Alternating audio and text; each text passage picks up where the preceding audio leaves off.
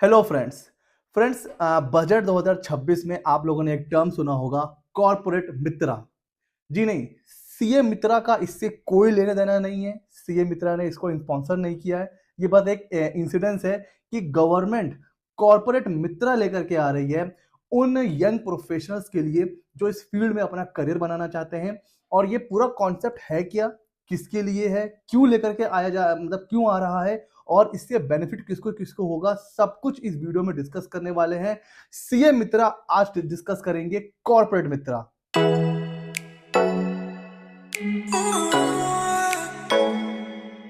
तो फ्रेंड्स देखिए, इंडिया में ना 5 से 6 करोड़ एमएसएमई है और इनमें से आधे से ज्यादा जो एमएसएमई है वो टीयर 2 और टीयर 3 सिटीज में है, छोटे शहरों में है, जहां पर प्रोफेशनल या तो होते ही नहीं है या बहुत कम होते हैं। इन चीजों को कंसीडर करते हुए गवर्नमेंट ने बजट 2026 में, जो हमारी फाइनेंस मिनिस्टर हैं, उन्होंने बोला कि हम एक कॉन्सेप्ट लेकर के आ रहे हैं, मतलब एक एक लेयर ऑफ प्रोफेशनल लेकर के आ रहे हैं जिसे हम कहेंगे कॉर्पोरेट मित्रा।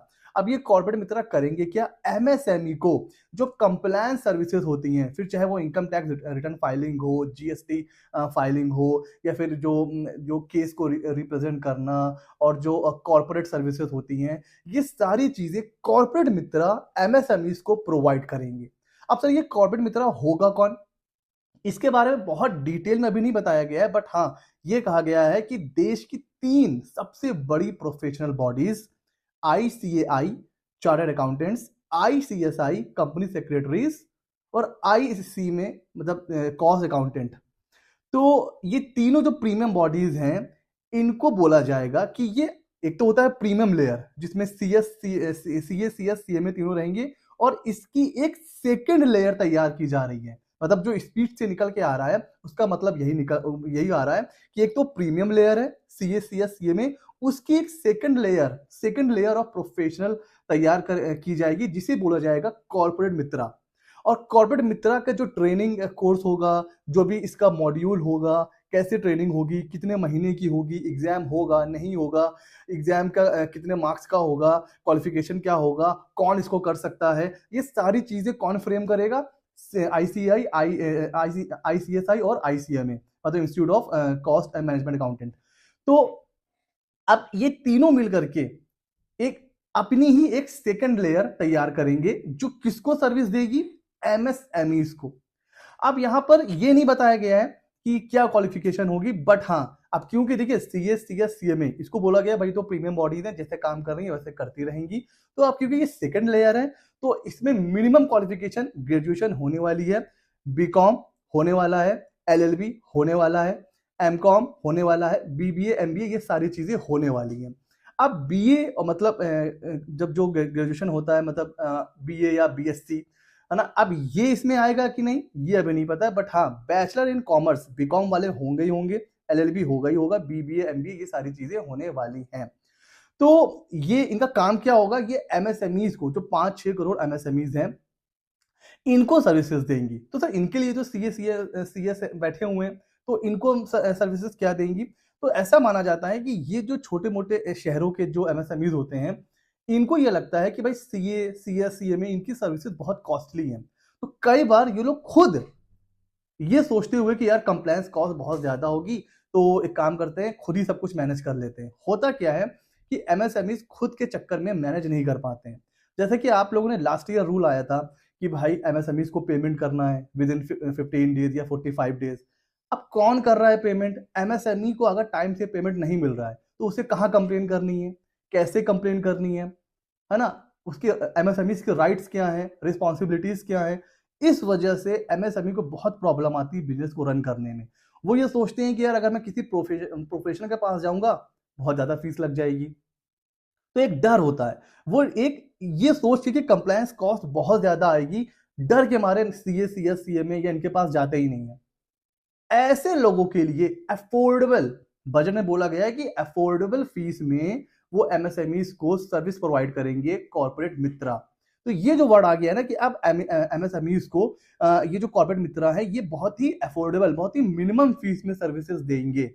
अब क्योंकि गवर्नमेंट इसमें इंटरफेयर कर रही है, तो बहुत हद तक चांस है कि गवर्नमेंट ही डिसाइड करेगी कि आप एमएसएमई से कितना चार्ज कर सकते हो। एक एग्जांपल ले लेते हैं कि भाई जीएसटी रजिस्ट्रेशन का 500 रुपए, जीएसटी रिटर्न का 1000।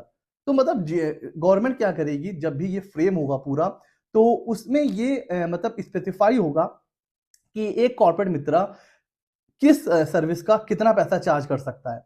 और ये क्योंकि ऑल ओवर इंडिया चला जाएगा, तो एक आप कह सकते हो यूनिफॉर्मिटी आ जाएगी कि जो छोटे एमएसएमई थे उनको पता है कि भाई मेरी कंप्लायंस कॉस्ट इतनी आनी है।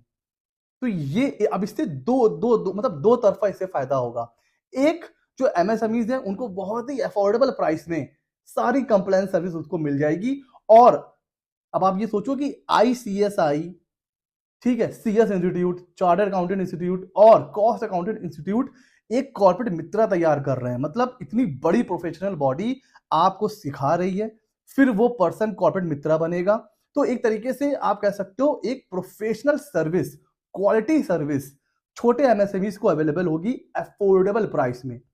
और जो लोग वेट कर रहे थे कि भाई अपनी प्रैक्टिस स्टार्ट करनी है, हमारे पास तो डिग्रियां भी नहीं है, उनके लिए भी अपॉर्चुनिटी है कि अब वो अपनी प्रैक्टिस स्टार्ट कर सकते हैं। और पीछे से बैकअप किसका होगा? गवर्नमेंट का। सीएसीएस सीएमए इंस्टीट्यूट का उनके पास सर्टिफिकेट होगा, डिप्लोमा होगा, ट्रेनिंग सर्टिफिकेट होगा, जो भी होगा वो तो पता चल जाएगा। तो कहीं ना कहीं दोनों को फायदा हो रहा है एज अ प्रोफेशनल, जो यंग प्रोफेशनल है उनको भी और एमएसएमईज को भी फायदा होगा। अब यहां पर एक बात और निकल के आ रही है, जो सीए हैं, सीएस हैं, सीएमए, उनको टेंशन हो रही है। अब टेंशन क्या हो रही है कि भाई काम कम हो जाएगा। काम ऐसे कम हो जाएगा कि यार एक हम खुद अपनी एक लेयर बना रहे हैं और उनसे बोलेंगे कि अब आप जाओ एमएसएमईज को सर्विस प्रोवाइड करो, तो हमारा काम तो चला गया ना। मैं इससे एग्री नहीं कर रहा हूं।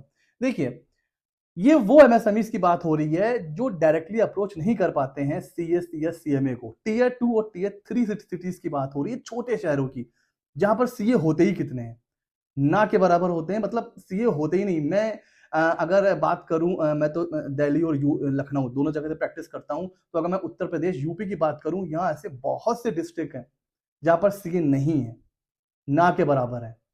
ठीक है, 50-50 किलोमीटर तक कोई प्रोफेशनल ही नहीं है।